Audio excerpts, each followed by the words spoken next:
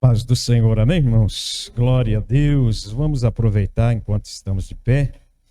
As crianças vão seguir ali para a salinha e nós vamos abrir a nossa Bíblia em Neemias, livro de Neemias, no capítulo de número 4. Neemias, capítulo de número 4. Deus, nessa noite, vai nos dar direção na sua palavra. Ele é Deus e é maravilhoso para fazer infinitamente mais, além daquilo que pedimos ou pensamos. Neemias, capítulo de número 4. Nós estamos nesse mês, no mês de oração, e nós até comentamos com os irmãos que vamos estar meditando sobre esse livro de Neemias, que é um livro muito importante, não só para as lideranças, mas também para todos aqueles que querem se preparar diante das adversidades. Capítulo 4, versículo de número 6 em diante. Neemias, capítulo de número 4, versículo de número 6 em diante. Diz assim a palavra do Senhor. Assim, construímos o muro até a metade da sua altura, em toda a extensão, pois o povo se dedicou inteiramente ao trabalho. Mas quando Sanbalat, Tobias, os árabes, os amonitas, os homens de Asdod ouviram que a reconstrução dos muros de Jerusalém estava avançando e que as brechas começavam a se fechar, ficaram furiosos. Todos se uniram para lutar contra Jerusalém e causar confusão. Nós, porém, oramos ao nosso Deus e colocamos guardas para proteger-nos deles de dia e de noite. O povo de Judá então começou a dizer: os carregadores estão perdendo as forças e há muito entulho. Não conseguiremos reconstruir o muro.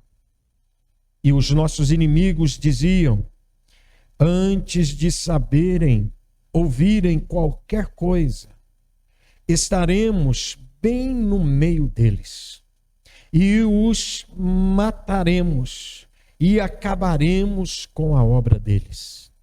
Mas os judeus que moravam entre eles nos advertiram 10 vezes. De todos os lugares onde moram, virão e nos atacarão. Por isso coloquei o povo nos lugares mais baixos do muro e nos lugares abertos, distribuídos por famílias e armados com espadas, lanças e arcos.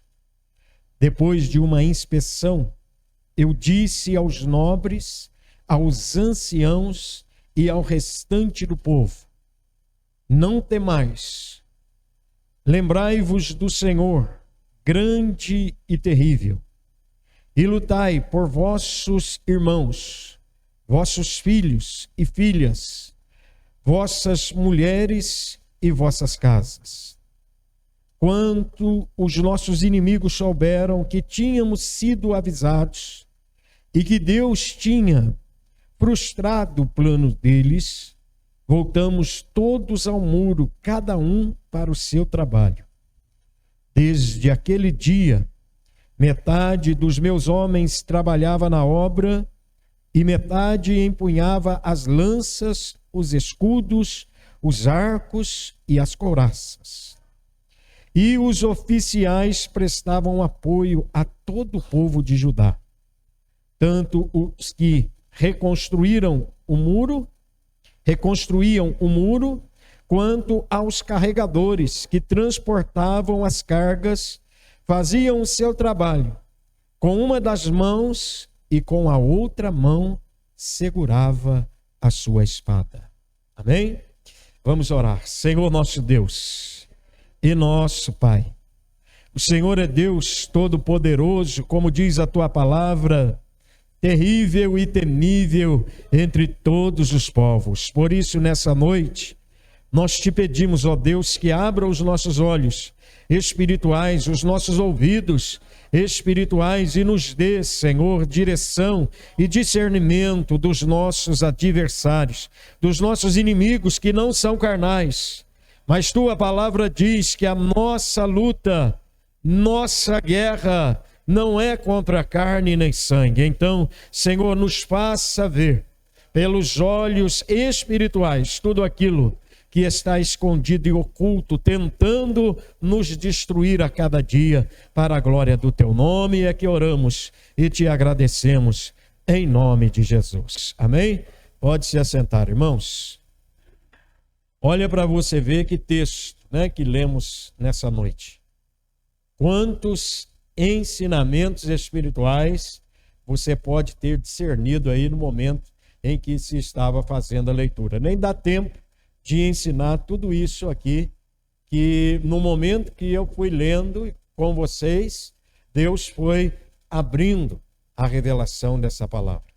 Neemias é um homem de Deus.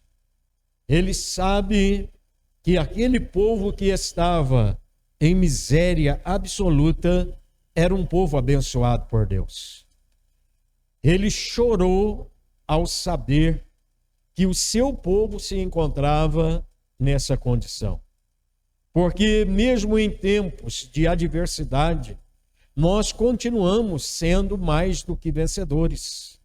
Mesmo em tempos de lutas, mesmo em tempo de grande adversidade, nós nunca perdemos ou nunca podemos perder a visão de que somos mais do que vencedores, de que merecemos um lugar melhor do que aquele em que estamos vivendo, não porque nós temos habilidades suficientes para isso, mas porque tudo isso nos foi dado e foi conquistado por Jesus ali na cruz do Calvário.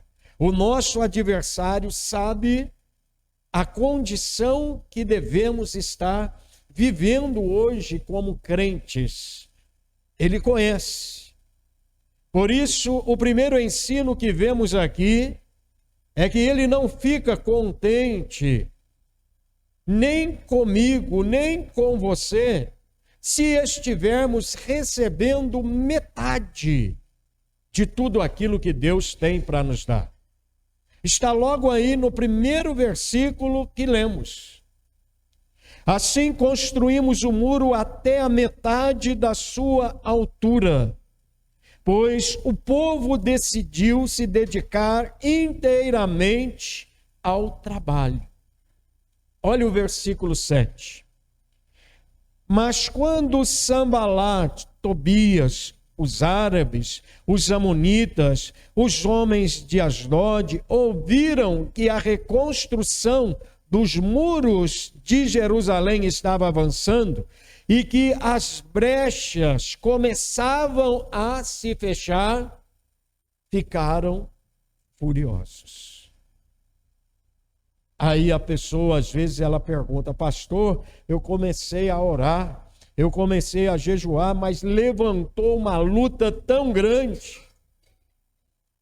Pastor, eu comecei a frequentar os cultos de doutrina, eu comecei a frequentar o ensino da escola bíblica, eu comecei a ler a Bíblia todos os dias, parece que as coisas pioraram. Olha aí o que está escrito. Quando nós começamos a encontrar brechas, a encontrar legalidades na nossa vida, que antes da conversão para nós era algo normal, e agora depois da conversão, passado algum tempo, nós começamos a dar essas legalidades e encontramos pela consciência que o Espírito hoje nos oferece, essas brechas e essas legalidades, e decidimos fechá-las. expulsar os intrusos que começaram a entrar por ali, o inimigo fica furioso. Ele se levanta, ele se opõe. E parece que cada dia que estamos buscando a Deus e que estamos nos dedicando a Deus, em vez de melhorar, está piorando. Mas só parece. É algo que o adversário vai usar para, de certa forma, tirar a nossa atenção do alvo que programamos alcançar. Presta atenção, e eu vou ser repetitivo nisso. A cada ano nós fazemos projetos, planos, planejamos coisas excelentes diante de Deus e temos a aprovação de Deus nisso, porque é vontade de Deus que eu e você prosperemos também nessa vida, não só de maneira espiritual, não só de maneira que vivamos uma vida espiritual sadia, mas também vivamos uma vida nesse reino físico próspera, abençoados, cheios da graça de Deus, da saúde, cheios daquilo que é necessário para viver em alegria, em satisfação na presença de Deus. Isso traz para o crente motivações para adorar. Isso traz para o crente motivações para ele estar na casa de Deus. Porque as pessoas, elas tendem em esperar as coisas complicar para poder buscar a Deus. Por que que aqui nós vemos esse povo debaixo de tamanha opressão, de tamanha miséria, ocasionada pelos inimigos, servindo debaixo de um jugo de escravidão? Preste atenção para você ver na vida daquelas pessoas que só vivem em lutas e em adversidades, o que a boca delas expressa, o que o pensamento delas raciocina. Que servir a Deus é algo terrível demais. Que servir a Deus às vezes não é vantajoso, porque é muita luta. Quantas pessoas eu já ouvi falar isso e desistirem de continuar sua caminhada? É uma situação que aqui está sendo enfrentada. Esse povo está sofrendo, mesmo sendo o povo de Deus. O povo que a Bíblia chama de a menina dos olhos de Deus. O povo que a Bíblia chama de povo eleito, povo escolhido, nação santa, um sacerdócio de Deus sobre a terra. E conosco não é diferente. Se você ler a carta de Pedro no capítulo de número 2, você vai ver que as referências com relação à igreja de Deus é as mesmas referências feitas a Israel. Porque Pedro vai dizer que nós somos também nação santa, povo de propriedade exclusiva de Deus, sacerdócio real, povo o qual Deus chamou das trevas para a sua maravilhosa luz.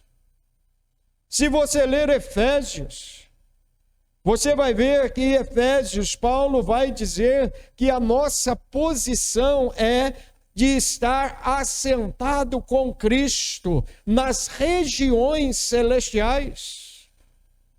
Se você ler Coríntios, você vai ver que em Coríntios, Paulo fala que em todas as bênçãos de Deus para nós, ele tem o sim. Se nós olharmos as Escrituras a nosso respeito, a Bíblia diz que nós estamos abençoados, não vamos ser, estamos abençoados com toda sorte de bênçãos espirituais nas regiões celestiais em Cristo. É as afirmações bíblicas a nosso respeito. Também eram as afirmações bíblicas feitas a Israel. Mas por que então Israel está debaixo dessa opressão? Está escrito aí no texto que lemos. Eles abriram brechas para os adversários, e não eram poucos. Nós lemos ali, são várias nações, como nós vemos hoje Israel, rodeado de nações inimigas, que os atacam simplesmente por eles serem o povo de Deus. Essa é a declaração dos inimigos. Eles não querem aquele pedacinho de terra, não.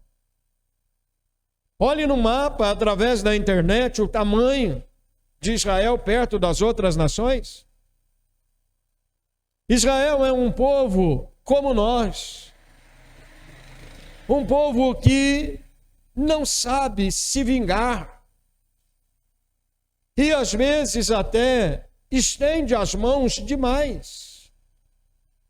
Porque se você olhar a nação de Israel, lá dentro de Israel tem uma mesquita muçulmana. Israel não se importa que os muçulmanos atravessem a faixa de Gaza e entrem lá em seu território para adorar o seu Deus. Agora, se você atravessar de Israel pela faixa de Gaza a qualquer outra nação, sendo um judeu, você não é aceitável. Porque a briga de Israel com as outras nações não é por ser Israel. Não é por ter grande território em sua posse. É porque eles são o povo de Deus.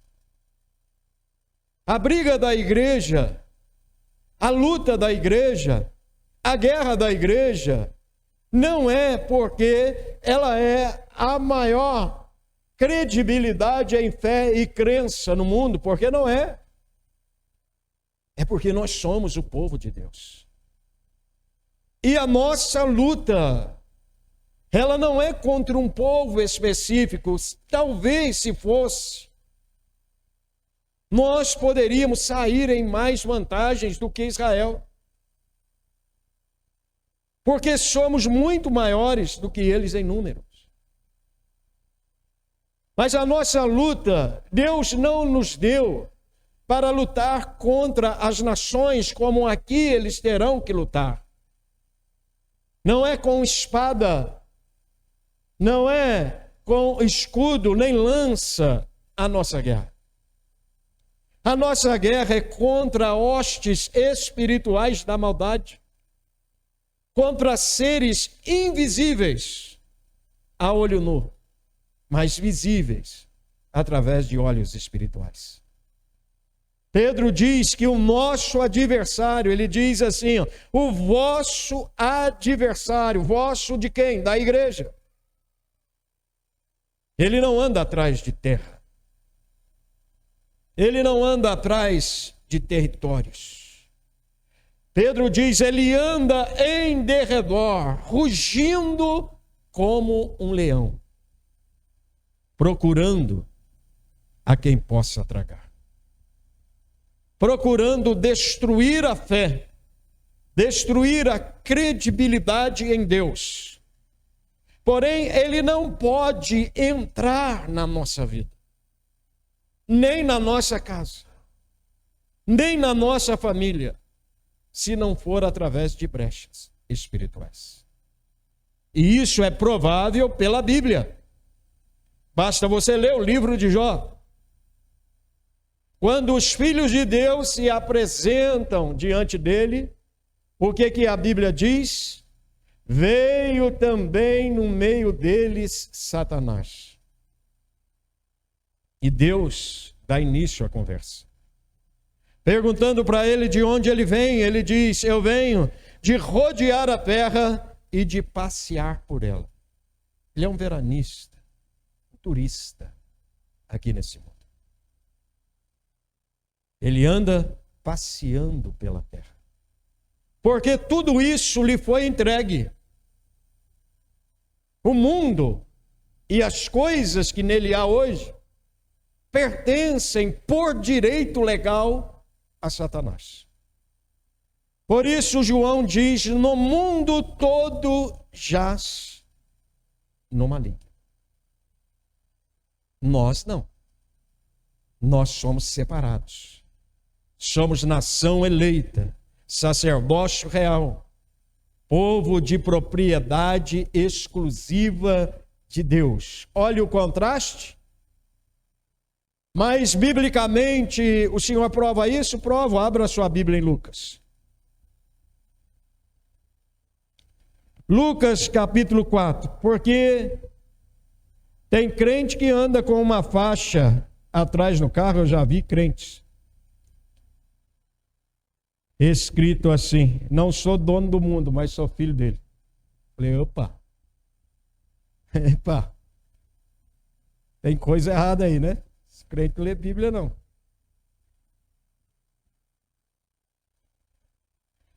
Lucas, capítulo de número 4.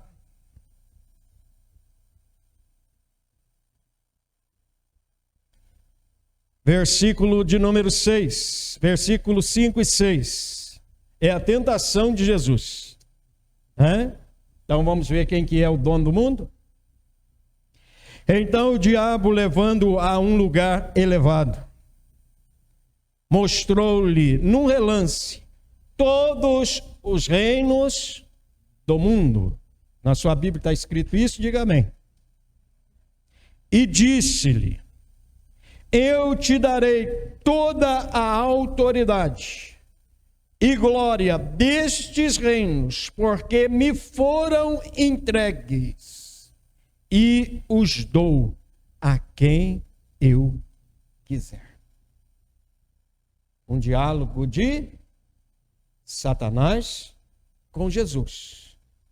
Mas no diálogo de Jó com Satanás, ele vem de um governo desses reinos, dizendo para Deus: eu venho de passear sobre a terra e de rodear por ela. Aí Deus fala com ele: então, certamente você estava observando meu servo Jó. Homem íntegro, reto, que se desvia do mal. Porque lá está escrito assim: observastes meu servo Jó? Na linguagem de hoje, você vai ler que Deus dá um ultimato em Satanás. Você estava rodeando o mundo, passeando sobre a terra, mas observando meu servo Jó. Jó era o homem mais rico, segundo a Bíblia descreve, de todo o Oriente. Então, ele não podia estar longe do alcance dos olhos de Satanás. Por que isso? Porque as riquezas que Jó tinha não fazia parte dos reinos dados a Satanás. Porque todas as riquezas de Jó eram consagradas a Deus. E essa é a primeira questão que Satanás revoga na sua atividade diante do tribunal de Deus. Ele disse: acaso Jó te serve debalde? Ou seja, acaso Jó te serve porque é um adorador somente? Depois você leia lá na sua Bíblia. Ele fala assim: tu não cercaste a ele e a tudo quanto ele tem com uma sede de proteção? Tira a sede, deixa que eu toque nas coisas dele e você vai ver se ele não blasfema contra ti na tua face. Entenda isso espiritualmente. O diabo é dono de todos os reinos da terra, do mundo. E podemos dizer de tudo o que nele está, menos naquilo que você tem e é consagrado a Deus. Nisso ele não tem propriedade. Nisso ele não tem legalidade. Está entendendo? É por isso que ele quer que você quebre os seus princípios de consagração de tudo o que você tem a Deus.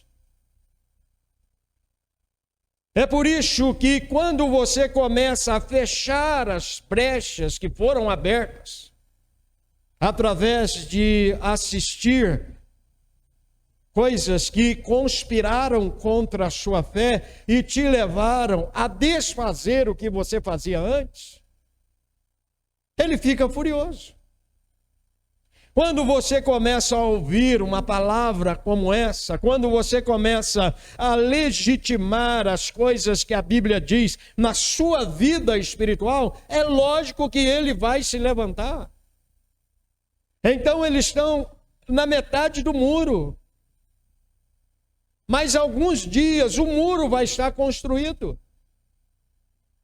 E a Bíblia diz o quê? Que eles ficaram furiosos. Se uniram para lutar contra Jerusalém e causar confusão. Olha bem. Ele usa as armas que ele tem. Nós usamos as nossas. Confusão, contenda, partidarismo, divisão, inveja, ciúme, brigas, situações adversas dentro do lar, no seio da família, irmão contra irmão, é as armas dele. A nossa arma está no versículo seguinte. Versículo 9, nós, porém, oramos ao nosso Deus e colocamos guardas para proteger-nos deles de dia e de noite. Para Josué, Deus diz assim: seja forte e corajoso, Josué. Eu sou contigo por onde quer que tu andares. Tão somente medita no livro da lei, e como fui com Moisés, assim eu serei contigo. Medita nele de dia e de noite. Não te desvie dele nem para a direita, nem para a esquerda. E eu serei contigo por onde quer que tu andares. Toda promessa tem uma condição. Toda promessa de Deus está condicionada a uma atitude daqueles que servem a Deus. Toda promessa de Deus está condicionada a um caminho de obediência a Deus. Então, eles oraram. Mas você vai ver aí que além de orar, eles colocaram também guardas.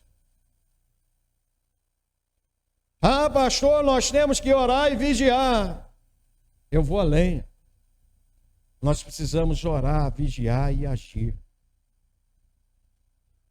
Não adianta ficar somente orando.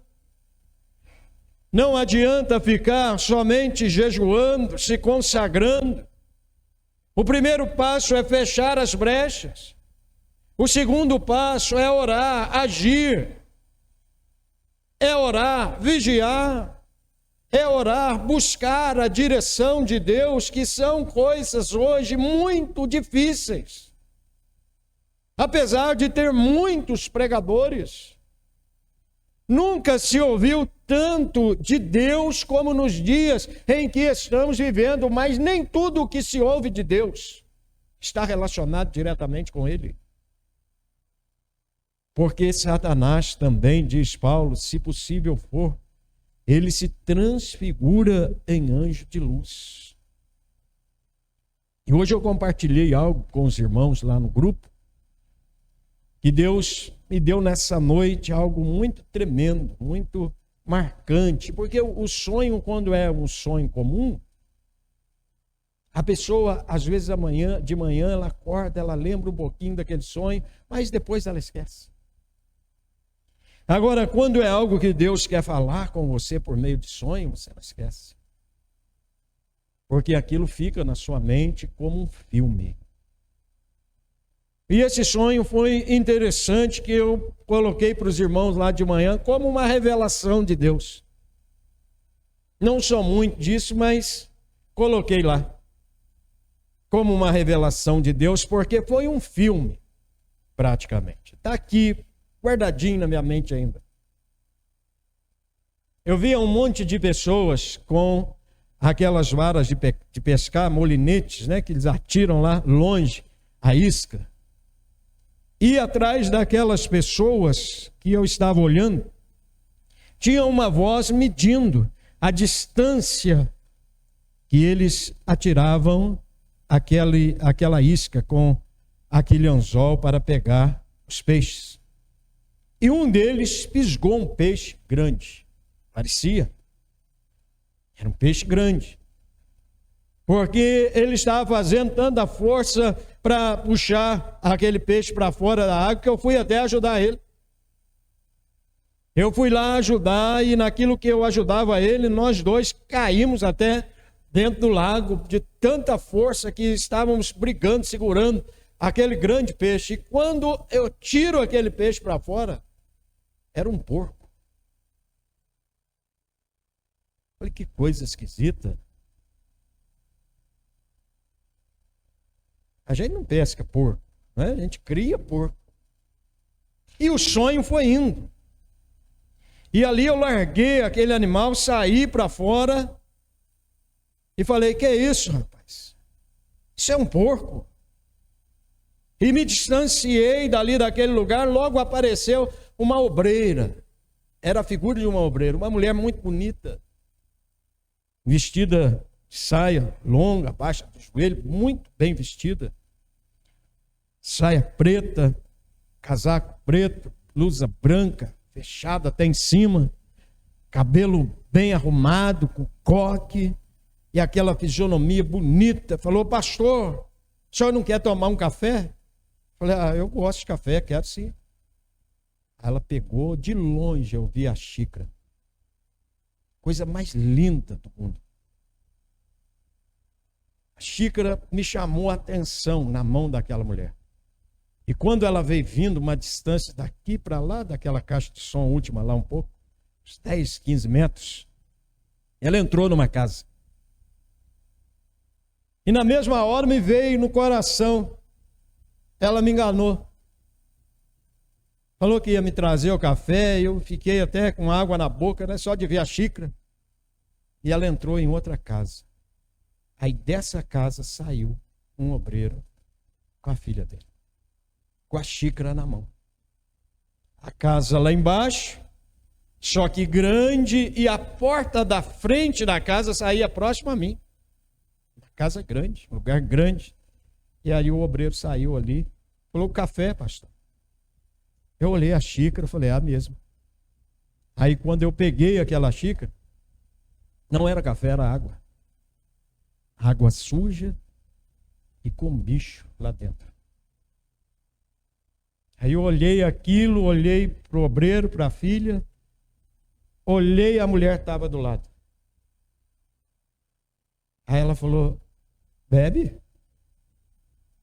Falei: não vou beber isso aqui não. E ainda que eu bebesse, mal nenhum me faria. Até no sonho a gente cita a palavra de Deus, né? Porque é uma batalha no reino espiritual. E aí eu perguntei a ela: quem é você? Ela disse: você não me conhece? Não lembra de mim? Meu nome é Padilha. Maria Padilha. Um espírito de engano que às vezes está encontrando lugar na vida de muitos crentes, na vida de muitos homens, mulheres de Deus. Não é que essas pessoas são endemoniadas. Não é que essas pessoas estão sendo induzidas pelos demônios. Mas tem parcialidade. Porque hoje não é difícil se aliar com esse espírito. É um espírito que trabalha na área da sensualidade. É um espírito que trabalha na área do adultério, na área da promiscuidade, que trabalha na área de destruição de lares, de casamentos. Não é um culto relacionado aos casais casados, mas quantos casais cristãos hoje não conseguem mais se relacionar com suas esposas? Às vezes o relacionamento do casal está restrito a uma vez por mês, uma vez de 2 em 2 meses, uma vez de 6 em 6 meses. Eles acham que isso é normal, que é natural, que é companheirismo. Não, isso é um espírito de engano. O relacionamento do casal é a ceia do casamento. Quando isso começa a ficar fora dos princípios naturais, tome cuidado. Porque nós podemos sofrer um ataque desse espírito de engano a qualquer momento. E dentro desse sonho, uma pessoa que não foi vista, ela via filmes, ela via coisas pornográficas no seu celular, no leito, que ele dormia com sua esposa. Como que uma pessoa dessa vai ter interesse por relacionamento conjugal? Isso é a brecha que o diabo precisa. Lembra que eu sempre falo de um espírito porteiro? Ele precisa desse espírito porteiro para trazer todas as demais adversidades na vida do crente. Frieza espiritual, repúdio à leitura da palavra, indisponibilidade para estar nos cultos, principalmente cultos de oração, brigas, discussões, olhares às vezes raivosos para o cônjuge sem ele ter feito nada. Acorda no outro dia, simplesmente por acordar do lado daquela pessoa, acorda com raiva, com ódio. Precisamos discernir essas coisas. São ataques que a igreja está sofrendo hoje, sabe por quê? Começou a achar essas coisas naturais. E não são. Não são. Neemias discerniu isso. E falou para esse povo, vamos fechar essas brechas.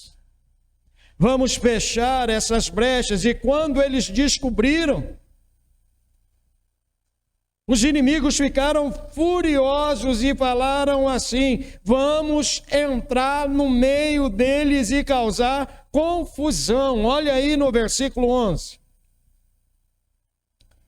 E os nossos inimigos diziam, antes de saberem, ouvirem qualquer coisa, ver com os olhos, estaremos bem no meio deles e os mataremos e acabaremos com a obra deles. Olha a intenção do nosso adversário. Às vezes, por familiaridade com as coisas desse mundo, nós podemos dar legalidade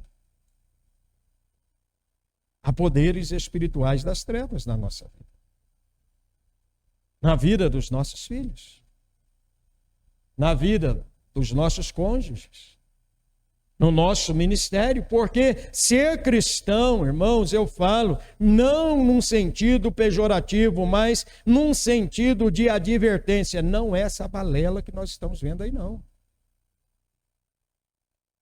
Não é isso, não. Não se engane com isso. Ser cristão, eu disse no começo, é ser separado do mundo. é ser luz do mundo, sal da terra. É viver nesse mundo, mas não compartilhar das coisas desse mundo.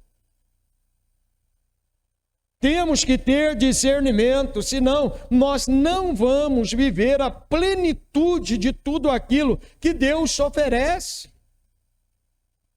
E vamos começar a ver e olhar como um dia Asaf olhou a vida dos outros e vamos dizer: Senhor, por que a minha vida não é dessa forma? Por que a minha casa não é dessa forma? Luta nós vamos ter mesmo.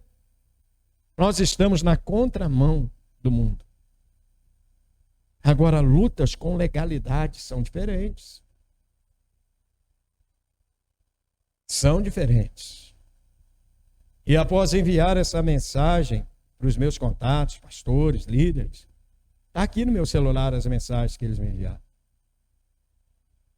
De pastores que estão enfrentando lutas com seus filhos. Por quê?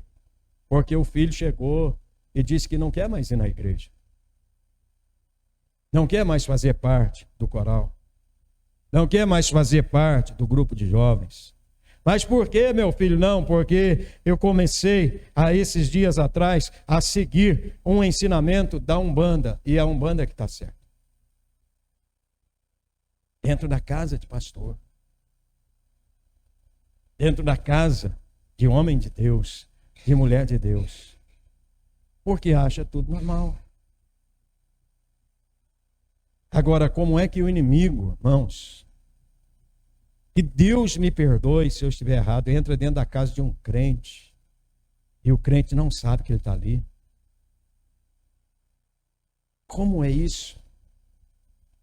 Como é que um ladrão entra na casa de uma pessoa e ela não consegue saber que tem um ladrão ali? Só vai descobrir a hora que o filho volta para o pai e diz: eu não quero mais a igreja. É isso que nós estamos aqui presenciando.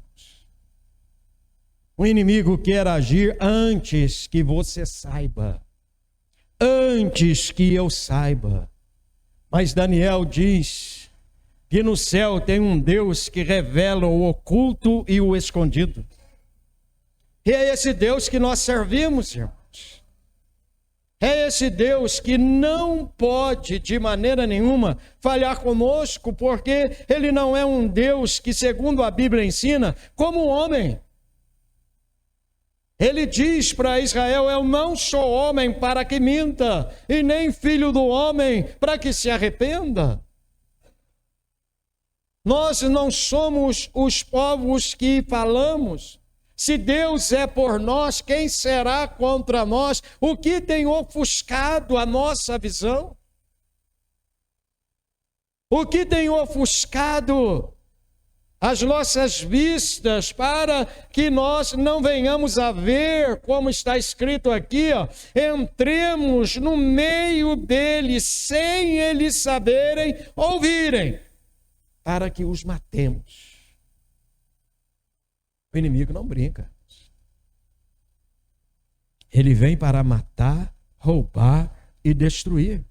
Mas o nosso Deus diz: eu vim para que tenham vida e a tenham com abundância. É vida abundante.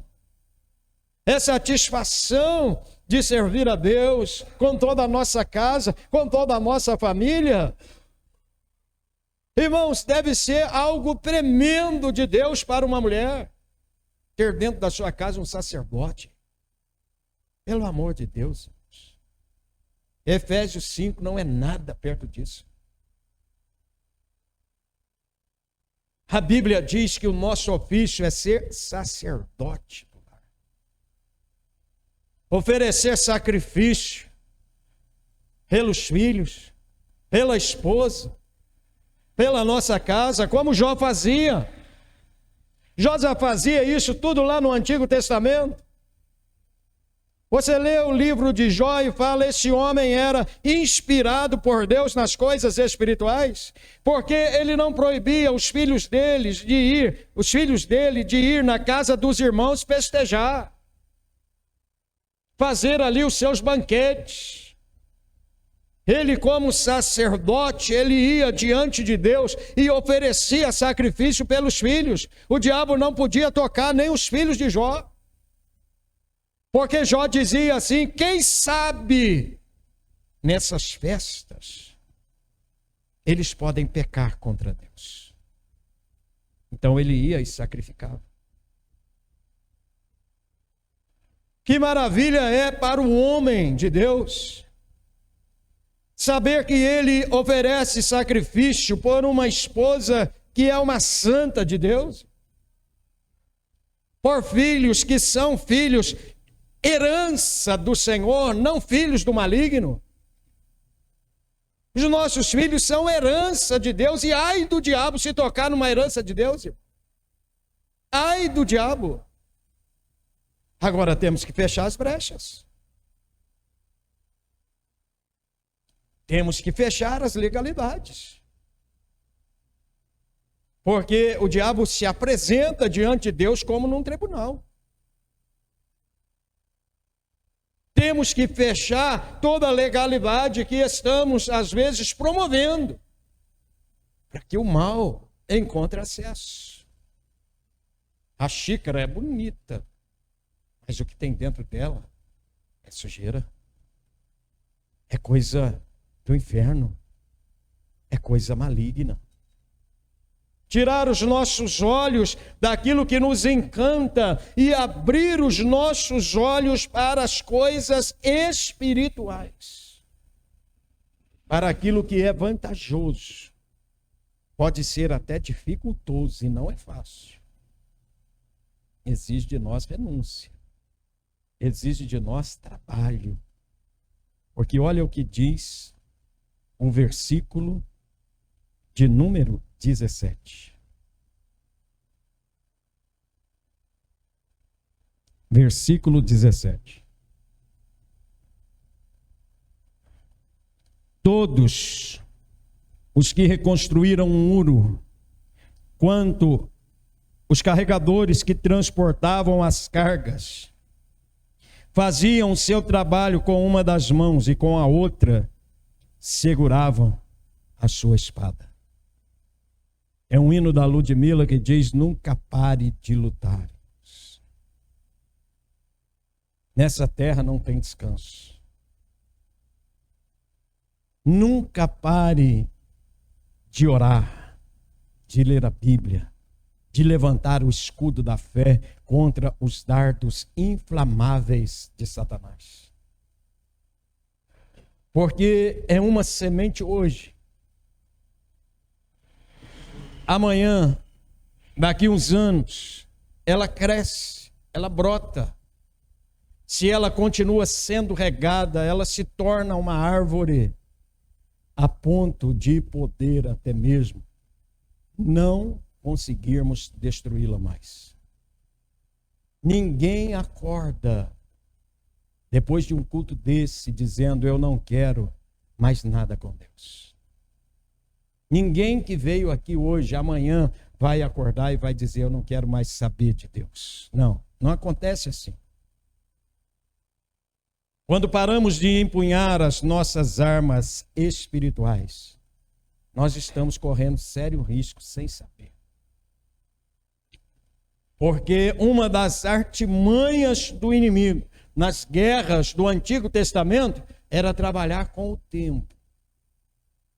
O que eles faziam? Basta você ler a Bíblia, você vai ver. Isso virou até tema de filmes.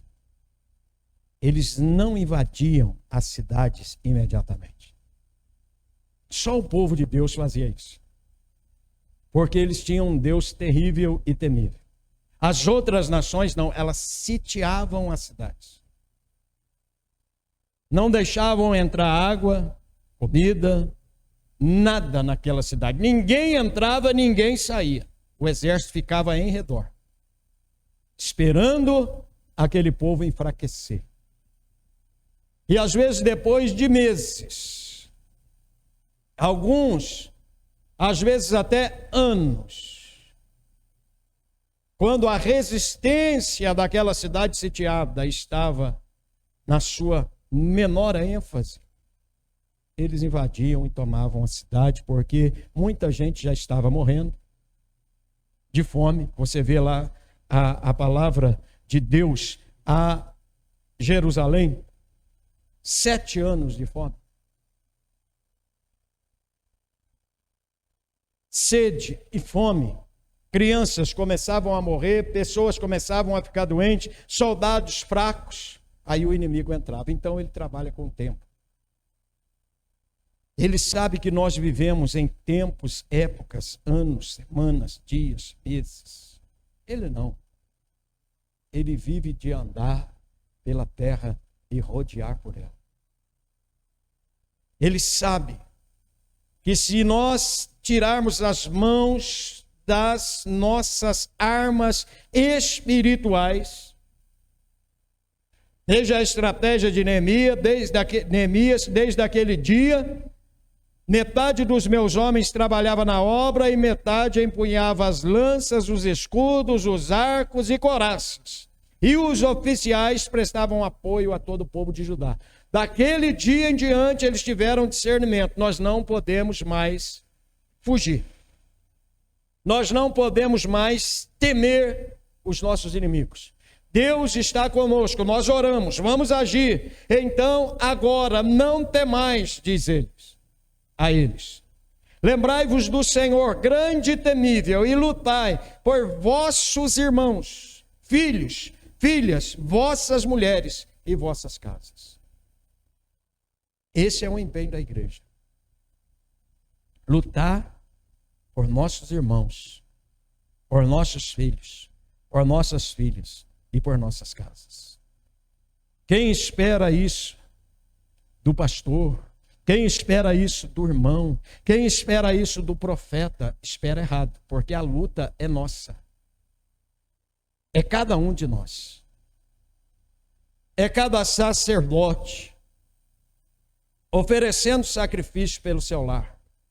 É cada mulher de Deus se submetendo aos princípios que a Bíblia nos dá para se submeter a eles.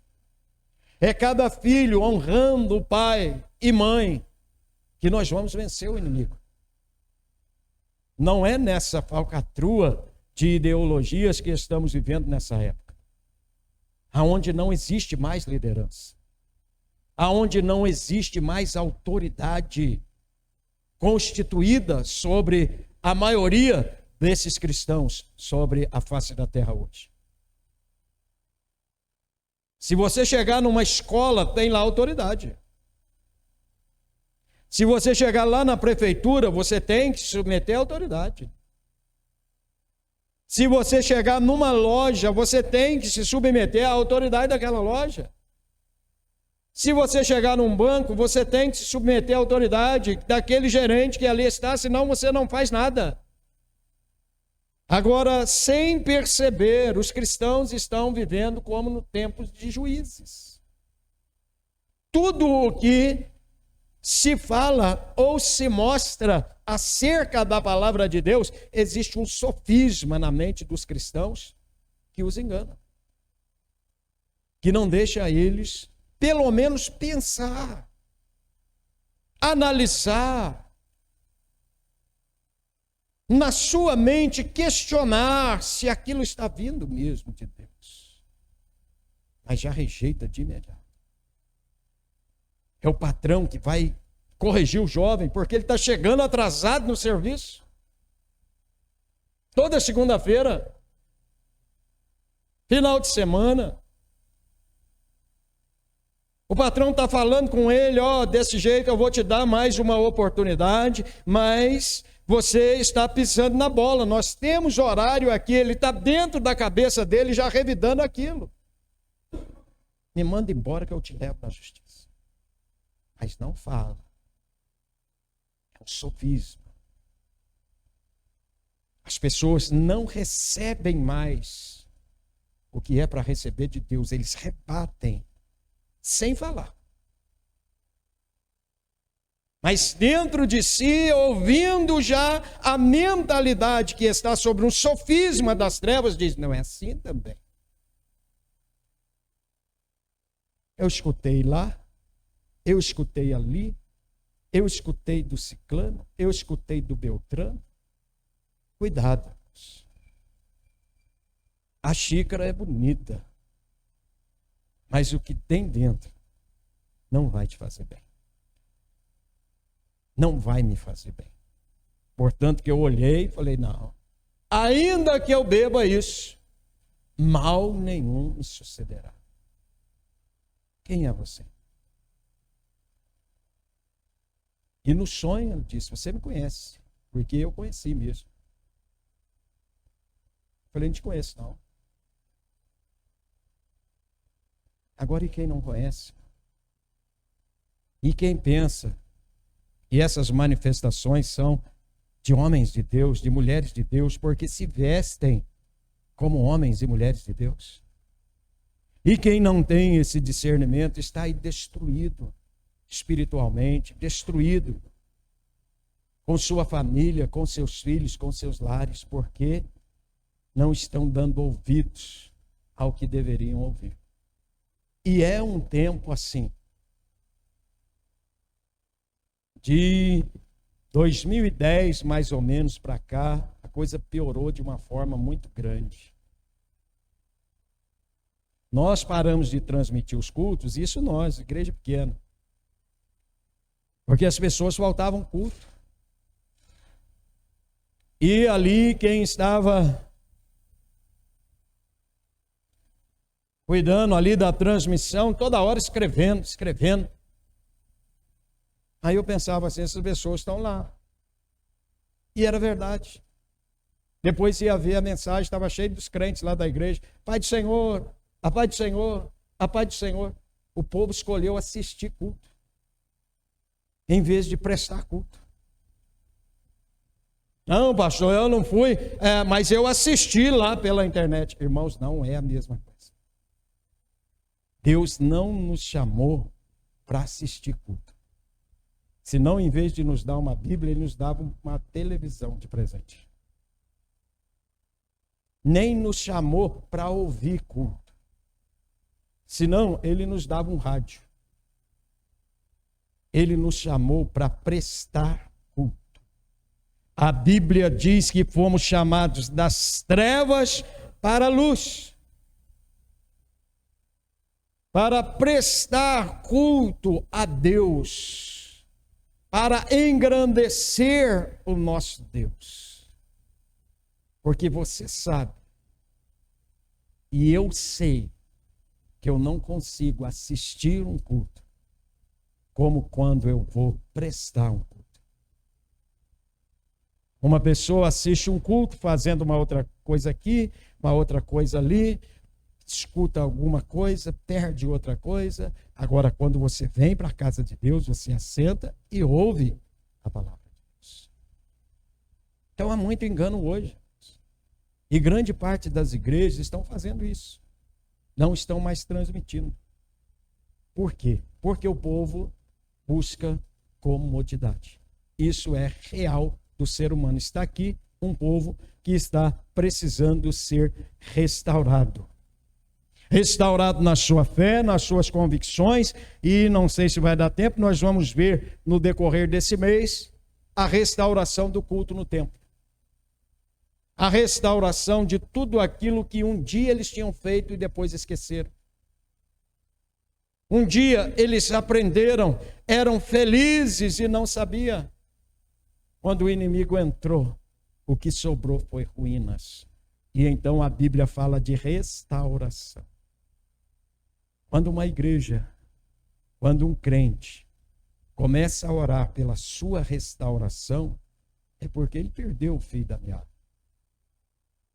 Ele entrou por os caminhos que aos olhos deles pareciam os bons caminhos, mas foram maus. Porque a realidade nossa não é orar por uma restauração. Ou melhor, seria a realidade nossa não orar por uma restauração, mas orar para que Deus, como Paulo diz, nos encha do seu Espírito Santo. Algo que precisa ser restaurado, guarde isso na sua mente, É algo original que foi danificado. Então Deus não faz de novo, Ele restaura. Então, quando nós vemos na Bíblia restauração, essa palavra tem que produzir essa significância na sua mente. Era algo original que se perdeu e vai ser renovado. Porque restauração é isso. Então, quando nós olhamos aqui, irmãos, o conselho é: não perca de vista a sua casa.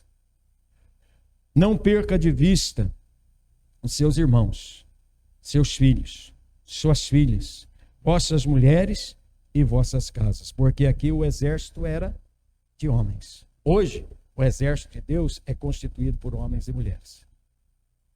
Até mesmo jovens e crianças.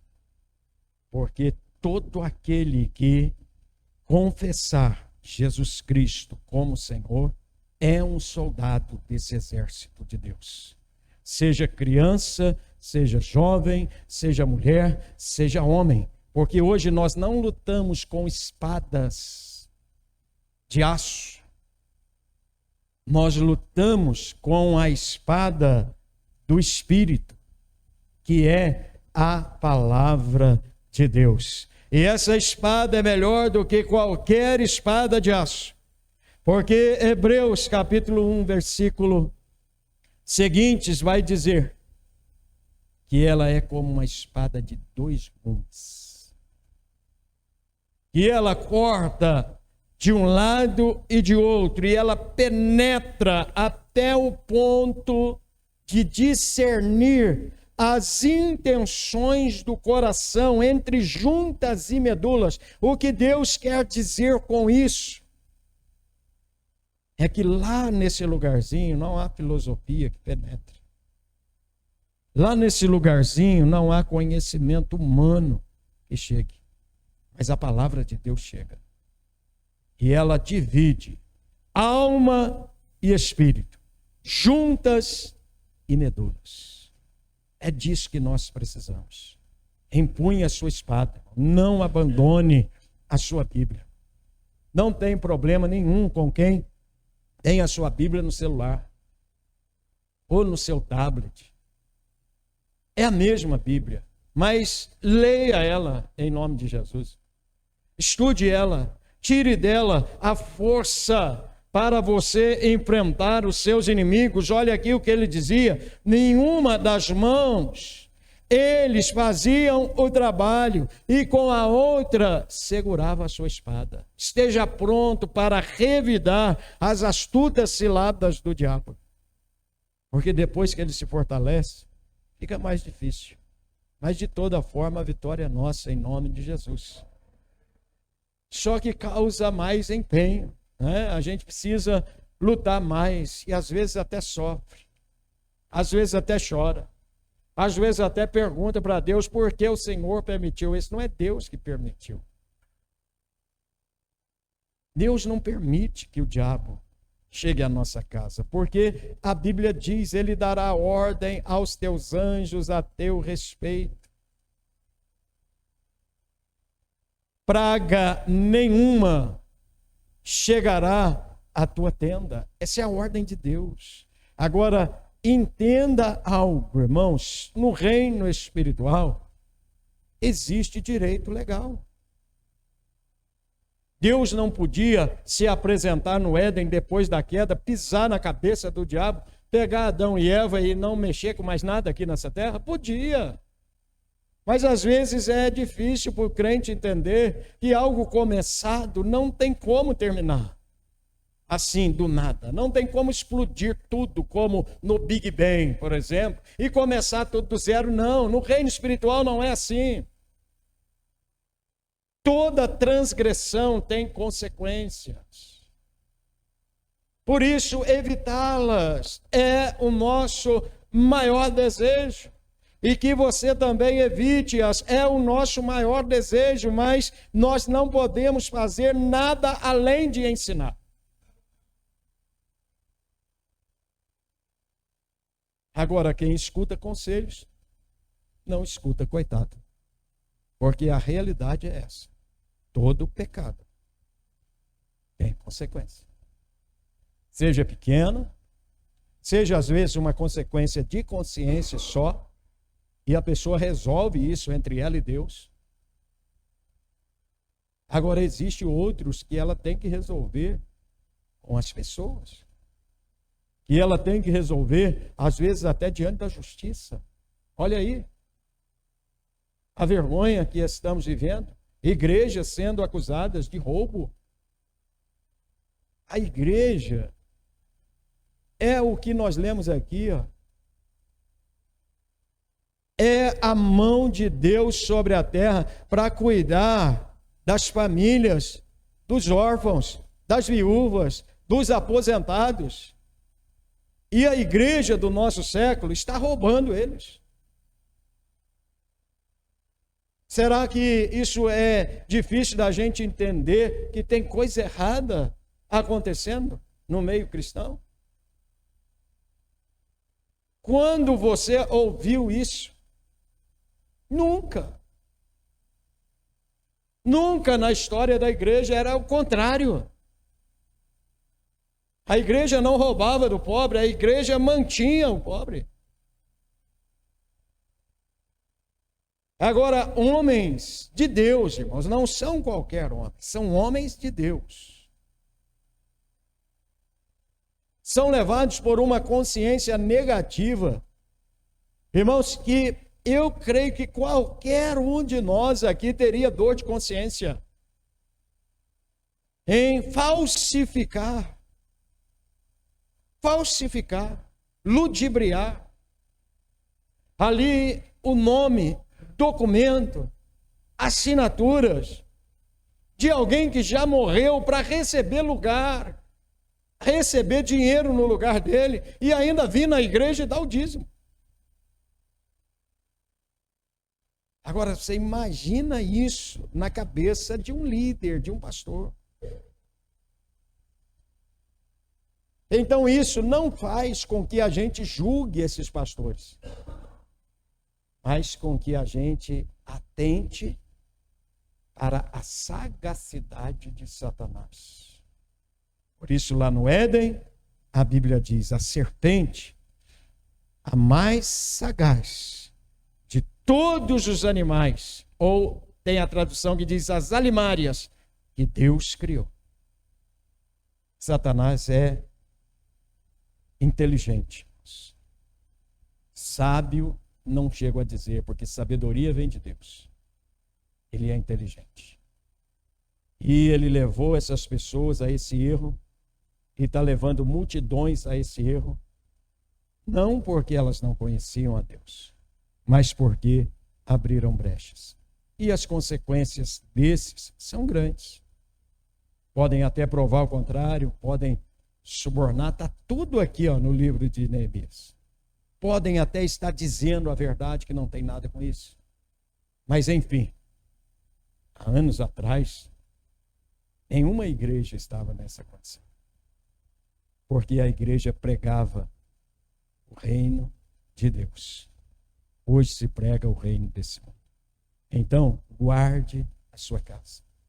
Guarde a vida dos seus filhos. Guarde as suas esposas. Guarde, esposas, os seus esposos em oração, em intercessão, para que o nome do Senhor seja glorificado. Amém? Que Deus te abençoe, que Deus te guarde. Eu vou continuar essa mensagem a semana que vem. E daí eu vou orar pela sua casa, pela sua família, e vou orar pela sua vida em nome de Jesus. Já estamos orando, mas o que Deus me deu é continuar a fazer em 2 mensagens essa instrução de Deus nesse começo de ano para nós. E depois orar com toda a igreja presente. Amém? Que Deus te abençoe em nome de Jesus. Irmãos, eu vou deixar os avisos. Nós estamos aí agora, com um novo horário, os irmãos já sabem. Alguns estão aí se familiarizando agora.